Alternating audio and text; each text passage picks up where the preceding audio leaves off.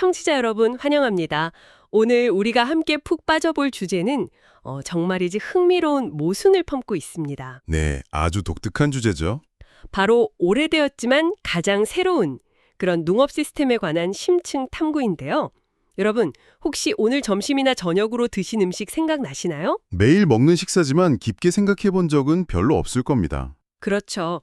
우리가 매일 마트에서 카트에 담는 식료품들이 도대체 어떤 과정을 거쳐서 우리 식탁까지 오게 되는지, 그리고 그 이면에 얼마나 거대한 생태계의 흐름이 숨어 있는지 탐구해 보는 것이 오늘의 미션입니다. 아주 흥미로운 미션이네요. 특히 과거의 전통적인 농업 방식이 어떻게 현대의 기술적 또 환경적인 한계를 극복하는 열쇠가 되고 있는지 짚어볼 텐데요. 그러니까 이게 단순히 흙과 소에 대한 지루한 이야기가 아닙니다. 네, 절대 아니죠. 우리 사회와 자연이 어떻게 다시 연결되어야 하는가에 대한 아주 역동적인 이야기거든요. 이른바 경축연계라는 시스템이 어떻게 지역사회를 되살리고 있는지 파악해 보겠습니다. 맞습니다. 오늘 탐구를 본격적으로 시작하기 전에 전체적인 맥락을 하나 머릿속에 그려두시면 좋겠습니다. 어떤 맥락일까요? 과거 일본의 농업을 보면 농사, 그러니까 경종과 가축을 기르는 축산이 한 농가 안에서 동시에 이루어졌습니다. 이걸 한자어로 경축일체라고 부르는데요. 아, 한 지붕 아래서 밭도 일구고 소도 키웠던 거군요. 네, 그렇죠.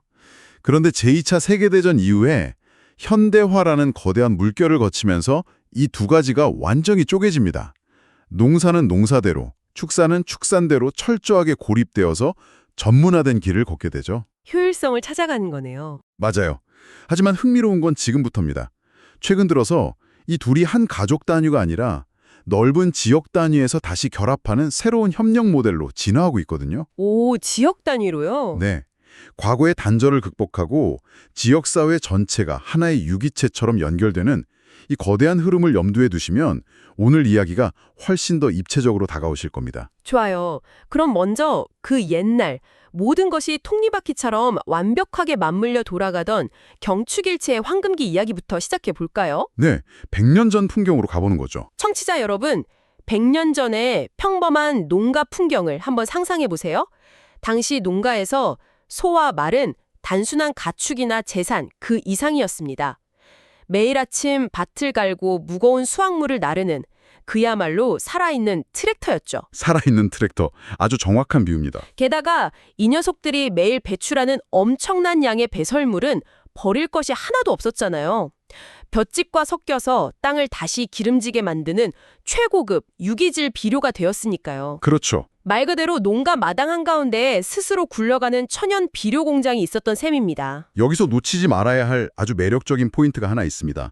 바로 사토야마라는 개념인데요. 사토야마요? 네. 이 가축들을 먹이기 위해 농부들은 매일같이 마을 뒷산이나 들판으로 풀을 베러 다녔습니다. 그런데 인간이 이렇게 자연에 꾸준히 개입해서 풀을 베어낸 결과가 어땠을까요? 보통 인간이 개입하면 자연이 훼손된다고 생각하기 쉽잖아요. 네, 그런데 숲이 훼손된 게 아니라 오히려 키 큰 나무들에 가려져 있던 작은 식물들이 햇빛을 받고 자라나면서 역설적으로 엄청난 생물 다양성이 만들어졌습니다. 와, 풀을 베어준 게 오히려 도움이 된 거군요. 활동이 자연을 파괴하는 게 아니라 곤충과 식물들이 풍요롭게 살아가는 독특한 생태계를 유지시켜 준 거죠. 생존을 위한 활동이 자연과의 완벽한 공존으로 이어진 정말 놀라운 순환 구조였습니다. 듣기만 해도 마음이 편안해지는 완벽한 생태계네요. 그런데 청취자 여러분, 오늘날 우리가 마트에서 정말 믿을 수 없을 만큼 저렴한 가격에 삼겹살이나 소고기를 살 수 있잖아요. 네, 아주 쉽게 구할 수 있죠. 사실 우리가 누리는 이 풍요로움은 바로 그 완벽했던 순환고리를 의도적으로 끊어내면서 시작된 겁니다. 제2차 세계대전 이후에 모든 것이 효율성이라는 이름 아래 재편되기 시작했거든요. 그렇습니다. 아주 급격한 변화의 소용돌이였죠. 가장 먼저 살아있는 트랙터였던 소와 말의 자리를 굉음을 내는 석유 동력의 농기계들이 차지합니다. 기계가 확실히 빠르긴 하니까요. 그리고 마당에 있던 천연 비료 공장은 공장에서 대량으로 찍어내는 뿌리자마자 즉각적인 효과를 내는 화학 비료로 대체되었죠. 당장의 수확량은 늘었겠네요. 결정적으로 매일 산에 올라가 풀을 베어 먹이던 수고로움은 해외에서 쏟아져 들어오는 값싸고 영양가 높은 수입산 곡물 사료가 단번에 해결해 주었습니다. 아, 더 이상 산에 갈 필요가 없어진 거군요. 결국 밭농사를 짓는 사람은 굳이 힘들게 가축을 돌볼 필요가 없어졌고 가축을 키우는 사람은 넓은 초원 없이도 좁은 축사 안에서 수입 사료만 먹이며 수백, 수천 마리의 가축을 밀집 사육할 수 있게 된 겁니다. 철저한 분리와 전문화의 시대가 열린 거죠. 합리적인 발전 방향 같잖아요. 확실히 생산성은 폭발적으로 늘었을 겁니다. 그런데 여기서부터 정말 흥미로워집니다. 항상 그렇듯 눈부신 효율성 뒤에는 무서운 그림자가 지기 마련이거든요. 맞습니다. 전문화가 모든 문제를 해결해 줄 것 같았지만 현실은 정반대였습니다. 농업과 축산업이 분리되면서 양쪽 모두 아주 치명적인 위기에 직면하게 됩니다. 어떤 위기였나요? 먼저 경종농가, 즉 작물을 재배하는 밭의 상황을 볼까요? 화학 비료를 쓰니까 당장 올해 수확량은 늘었을지 모릅니다. 하지만 흙 속에 지속적으로 공급되어야 할 지피나 퇴비 같은 유기물이 뚝 끊기면서 땅에 가진 근본적인 생명력인 지력이 바닥을 치기 시작했습니다. 유기물이 없으니 흙이 힘을 잃는 거군요. 네, 흙이 말 그대로 푸석푸석하게 죽어간 거죠. 밥은 먹는데 영양실조에 걸린 거나 다름없네요. 그럼 반대로 가축만 키우게 된 축산농가는 어땠나요? 거기는 완전히 다른 차원의 재앙이 벌어졌습니다. 좁은 공간에 수많은 가축을 몰아놓고 키우다 보니 매일 산더미 같은 배설물이 쏟아져 나오기 시작한 겁니다. 예전엔 그게 다 비료였잖아요. 예전 같으면 밭에 뿌려질 귀중한 자원이었지만 이제는 그 엄청난 양을 받아줄 밭이 주변에 없는 거죠. 결국 악취를 풍기고 주변 하천과 지하수를 오염시키는 처치곤란한 거대한 폐기물로 전락해버렸습니다. 와, 끔찍하네요. 한쪽은 영양분이 너무 없어서 땅이 죽어가고 다른 한쪽은 영양분이 넘쳐나서 환경이 썩어가는 기가 막힌 모순이 발생한 겁니다. 흙은 메말라가는데 길 건너 축사에는 소똥이 산처럼 쌓여 있다니 이거야말로 현대사회가 직면한 딜레마를 정확히 보여주는 장면이네요. 그런데 여러분, 여기서 재미있는 반전이 일어납니다. 네, 아주 자연스러운 해결책이 등장하죠. 유기질 비료에 목이 마른 경종농가와 매일 쏟아지는 분뇨 처리 때문에 숨이 막힐 지경인 축산농가? 가만히 보니까 이 둘의 이해관계가 퍼즐 조각처럼 딱 맞아떨어지는 거예요. 서로가 가진 가장 큰 골칫거리가 상대방에게는 가장 절실한 해결책이었던 거죠. 바로 그 지점이 시스템이 진화하는 순간입니다. 누가 법으로 강제한 것도 아닌데 이들 사이에 자연스러운 연대가 싹트기 시작했습니다. 축산농가에서 골칫거리인 배설물을 잘 발효시켜서 퇴비로 만들고 그걸 경종농가에 제공합니다. 그럼 밭은 다시 살아나겠네요. 그렇죠. 경종농가는 그 퇴비로 죽어가는 땅을 살리고 건강한 작물을 치워내는 방식이죠.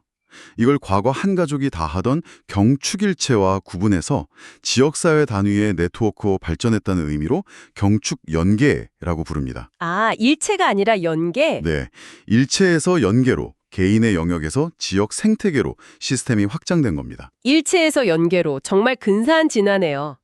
자, 그럼 실제 현장에서는 어떤 모습일까요? 이 경축연계가 진짜로 어떻게 굴러가고 있는지 구마모토 현의 아소 지역 사례로 한번 떠나보겠습니다. 아주 대표적이고 성공적인 사례죠. 청취자 여러분 중에도 일본 여행 가보신 분들이 있을 텐데요. 아소 지역 하면 끝없이 펼쳐진 광대한 초원지대가 떠오르시죠? 이곳은 해안시대부터 소를 방목해온 천년의 역사를 가진 곳입니다. 그 생태적, 문화적 가치가 어마어마해서 2013년에는 UN 식량농업기구에서 세계 농업유산으로 등재하기도 했죠. 네, 그 아름다운 경관을 유지하는 핵심 비결이 바로 노야키라는 작업입니다. 매년 봄마다 그 넓은 초원에 인위적으로 불을 놓아서 묵은 풀과 잡목을 태우고 진드기를 없애는 거대한 들불놓기 행사죠. 불을 놓아서 초원을 관리하는 거군요. 이 노야키를 하지 않으면 초원은 순식간에 덤불과 숲으로 변해버리거든요. 그런데 문제가 생겼습니다. 농촌의 인구가 줄어들고 남은 농부들마저 고령화되면서 이 위험하고 고된 노야키 작업을 감당할 인력이 턱없이 부족해진 겁니다. 천년을 이어온 초원이 사라질 절대절명의 위기였죠. 지역사회의 위기였네요.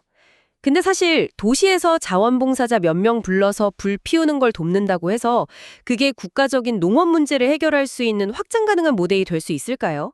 솔직히 그냥 좋은 일 치고 넘어갈 수 있는 미담 정도로 들리기도 하거든요. 그 질문 아주 예리합니다. 겉보기엔 그저 부족한 일손을 돕는 봉사활동 같지만 그 내면을 들여다보면 완전히 다른 이야기가 펼쳐집니다. 단순한 일손 돕기가 아니라는 말씀이시죠? 네, 단순히 불을 지피는 인력을 보충하는 차원이 아니거든요. 지역 단체인 아소 그린스톡이 주도한 이 움직임의 핵심은 단절되어 있던 도시의 소비자와 농촌의 생산자를 하나의 생태적 공동체로 다시 묶어냈다는 데 있습니다. 소비자와 생산자의 연결이군요. 자원봉사자들이 직접 땀 흘리며 초원을 가꾸고 더 나아가 붉은 소인 아카우시 오너 제도를 통해 자금까지 지원하면서 이들은 단순한 소비자가 아니라 초원 생태계를 유지하는 핵심 구성원이 된 겁니다. 그리고 이 시스템이 진짜 강력한 이유는 이 연대가 만들어내는 기가 막힌 생물학적 순환고리 때문입니다. 아, 단순히 노동력을 제공하는 게 아니라 그 거대한 톱니바퀴의 일부가 되는 거군요. 자, 그럼 청취자 여러분이 머릿속으로 직접 그려보실 수 있게 그 생태계 안에서 물질들이 어떻게 이동하는지 한번 핑퐁 치듯 짚어볼까요? 시작은 아소의 넓은 초안입니다. 거기서 자란 싱싱한 풀이 먼저 축사로 향하잖아요. 맞습니다. 그 풀은 소들에게 아주 영양가 높은 사료가 되기도 하고 바닥에 깔아주는 푹신한 깔개 역할도 합니다. 그리고 소들이 맛있게 먹고 배설을 하면 그 바닥에 깔려있던 풀과 배설물이 섞여서 아주 훌륭한 소똥태비가 만들어지겠죠. 네, 그렇게 만들어진 질 좋은 퇴비는 골칫거리로 버려지는 게 아니라 바로 인근에 있는 논과 밭으로 뿌려집니다. 죽어가던 흙의 생명력을 불어넣는 거죠. 흙이 다시 건강해졌으니 당연히 거기서 벼나 토마토 같은 맛있는 농산물이 자랄 테고요. 게다가 그 밭에서는 가축의 먹이나 땅의 거름으로 쓰기 위해 일부러 심는 녹비, 즉 푸른 거름 작물도 함께 자라나잖아요. 정확합니다. 벼를 추수하고 남은 볏짚이나 그 녹비 작물들은 또다시 소의 밥통으로 들어갑니다. 어떠신가요? 초원의 풀에서 소로, 소에서 밭으로, 밭에서 다시 소로 이어지는 무한한 생명의 릴레이가 완성되는 겁니다. 정말 완벽한 다이어그램이네요. 게다가 이렇게 철저한 순환 속에서 친환경 쪽으로 길러진 농산물에는 아소초원 재생시일이라는 공동 브랜드 인증 마크가 붙어서 소비자들에게 높은 가치를 인정받고 팔려나갑니다. 경제와 생태가 동시에 돌아가는 셈이죠. 잠깐만요. 여기서 아주 근본적인 궁금증이 하나 생깁니다. 소똥은 어차피 소똥 아닌가요? 네. 소가 일본 아소초원의 풀을 먹었든 아니면 저기 미국이나 호주에서 수입한 옥수수 사료를 먹었든 배설물이 되어 밭에 뿌려지면 똑같은 천연 비료가 되는 거 아닌가요? 왜 굳이 지역 내에서 생산된 풀을 먹여야만 이 순환고리가 의미가 있다는 건지 헷갈립니다. 하하, 정말 훌륭한 질문입니다. 그게 바로 이 모든 현상을 관통하는 가장 치명적이고 과학적인 핵심입니다.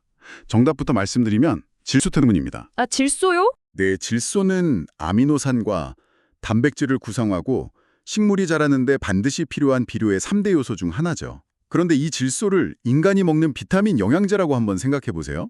비타민이 몸에 좋다고 하루에 100알씩 먹으면 어떻게 되죠? 몸에서 다 흡수하지도 못하고 소변으로 다 빠져나가버리거나 오히려 독이 돼서 몸이 망가지겠죠. 정확합니다. 땅도 똑같습니다.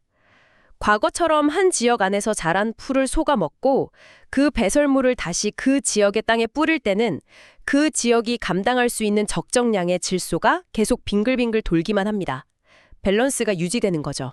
지역 내에서는 균형이 맞는 거군요. 그런데 해외에서 막대한 양의 사료용 곡물을 수입한다는 건 곧 물리적으로 어마어마한 양의 외국산 질소를 우리 땅으로 쏟아붓는 것과 같습니다.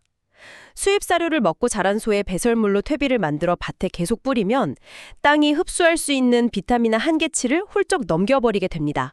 아, 그러니까 겉보기엔 똑같이 자연적인 유기농 퇴비 같아 보여도 그 근원이 해외에서 계속 유입되는 사료라면 우리 땅에는 과도한 질소가 끝없이 축적되기만 한다는 거군요. 맞습니다. 흙 속의 질소 성분이 임계치를 넘어서면 식물이 미처 다 흡수하지 못한 잉여 질소들이 비를 타고 땅속 깊은 곳으로 스며듭니다. 결국 우리가 마시는 깨끗한 지하수를 오염시키고 하천이나 바다로 흘러들어가 심각한 녹조 현상을 일으키죠. 생태계가 완전히 파괴되는 거네요. 농목을 살리겠다고 뿌린 퇴비가 오히려 주변 자연 생태계를 붕괴시키는 독약이 되는 겁니다. 그래서 보이지 않는 이 질소의 과부하를 막으려면 어떻게든 해외 사료 의존도를 낮추고 국내산 사료 자급률을 높여서 지역 내 물질 순환의 균형을 맞춰야만 합니다. 질소 순환의 균형을 맞춘다. 네, 아소 지역의 사례가 위대한 이유는 바로 그 지역 내 완벽한 질소 순환을 증명해냈기 때문입니다. 세상에 눈에 보이지 않는 원소인 질소의 흐름을 쫓아가다 보니 단순히 농가들끼리 소똥을 주고받으며 돕는다는 훈훈한 미담을 훌쩍 넘어서네요. 이건 국가적인 식량 안보와 직결되고 더 나아가 우리 국토의 환경을 지켜내는 아주 거대하고 필사적인 생존 시스템이었습니다. 정확한 요약입니다. 청취자 여러분, 오늘 우리는 경추견계라는 창을 통해 정말 깊고 먼 여행을 다녀왔습니다. 오로지 생산성과 눈앞의 이익만을 쫓으며 차갑게 분리되었던 농업과 축산업. 그 결과로 땅은 메말라가고 배설물은 넘쳐나는 끔찍한 부작용을 겪었죠. 혹독한 대가를 치렀습니다. 하지만 우리는 다시 답을 찾아가고 있습니다. 아소 지역의 이야기처럼 버려지던 볏짚과 처치곤란이던 배설물이 다시 만나고 도시의 소비자와 농촌의 생산자가 선을 맞잡으며 서로의 결핍을 채워주는 방식. 오래되었지만 가장 세련된 방식인 연결과 순환을 통해 지속 가능한 미래를 그려나가는 모습을 생생하게 확인했습니다. 이건 결코 단순한 과거로의 회귀가 아니죠. 맞습니다. 오늘 깊은 탐구를 마무리하면서 청취자 여러분께 조금은 도발적인 생각거리를 하나 던져드리고 싶습니다. 오, 어떤 질문일지 기대가 되네요. 오늘 우리는 지역 내에서 자원을 자급자족하고 그 안에서 질소순환의 고리를 닫는 것만이 흙을 살리고 환경을 보호하는 길이라는 점을 확인했습니다. 그렇다면 여기서 한 걸음 더 나아가 볼까요? 네. 만약 지역 중심의 완벽한 자원 순환 시스템이 인류가 나아가야 할 궁극적인 정답이라면 지금 전지구적으로 거미줄처럼 얽혀있는 글로벌 자유무역의 미래는 어떻게 되는 걸까요? 와, 스케일이 확 커지는데요? 진정으로 지속 가능한 세상을 원한다면 지금처럼 전 세계가 값싼 식량과 사료를 국경 너머로 대량으로 사고 파는 이 거대한 공급망을 유지할 수 있을까요? 아니면 궁극적으로는 이 글로벌 식량 무역 시스템 자체를 완전히 해체하고 철저한 지역 자급자족의 시대로 돌아가야만 하는 걸까요? 정말 많은 고민을 안겨주는 질문입니다. 농업에서의 배설물이 다른 쪽에서는 완벽한 자원이 되었듯이 여러분의 일상이나 속해 있는 산업 분야에서도 골칫거리로 여겨지는 폐기물이나 비효율이 시각을 조금만 바꾸면 다른 누군가에게는 훌륭한 비료가 될 수 있지 않을지 함께 생각해 보시면 좋겠습니다. 완벽한 효율성보다 때로는 순환과 연결이 더 지속 가능한 혁신을 만들어낼 수 있다는 점을 꼭 기억해 주셨으면 합니다. 다음에 마트에서 식료품의 원산지 라벨을 확인하실 때 오늘 나눈 지구를 살리기 위한 이 거대한 모순에 대해 또 한 번 떠올려 보시기 바랍니다. 오늘 심층탐구는 여기서 마칩니다. 함께해 주셔서 감사합니다.